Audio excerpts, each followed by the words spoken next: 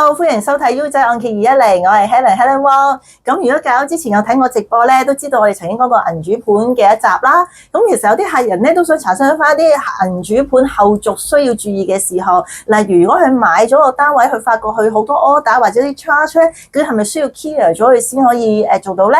今日請到 Lamson 哥咧上嚟同大家分享下呢樣嘢喎。Lamson 哥，我哋應該點處理啊？係，你好，如果真係銀主盤，正常嚟講就係譬如係銀主係攞咗個 order for sale，即係法庭攞個命令出嚟嘅賣嘅物業咧，咁原則上你之後銀主之後嗰啲 order 係原則上係唔使 clear 嘅。咁要注意嘅咧就係通常喺簽文買銀主盤時有一份叫做附件要簽，而附件寫到明嗰個責任嘅買家。通常嚟講，銀主係負責咩咧？差餉、管理費、地租，直到成交日為止。而買家會負責咩咧？就係水電煤，因為嗰啲跟人名嘅，就買家自己負責。咁另外要注意嘅就係，譬如因為譬如管理費啊，或者 legal structure 之類嘅嘢咧，就一定係全部係買家負責。而另外，如果因為拖欠管理費而引致嘅法律訴訟咧，都係由買家負責。咁呢份嘢咧就會喺嗰個附件入邊寫得好清楚。咁所以我覺得，如果你買銀主盤嘅時候，當然最好揾翻一個專業嘅地產啦，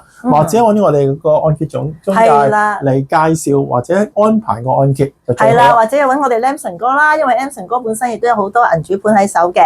咁佢哋有需要查詢或者個人咧，都可以揾我幫你轉介翻俾佢都可以㗎。咁如果大家想即係了解翻銀主盤之前，我究竟嗰集講咗啲乜咧，可以上我哋直播間嘅回看睇翻啦。咁我哋今日就分享到呢度先啦。咁好多謝 Lamson 哥上嚟，咁我哋下次再安排其他嘅話題同大家分享啦，或者有咩需要可以聯絡翻我WhatsApp 我都可以㗎。好，下次再見，拜拜。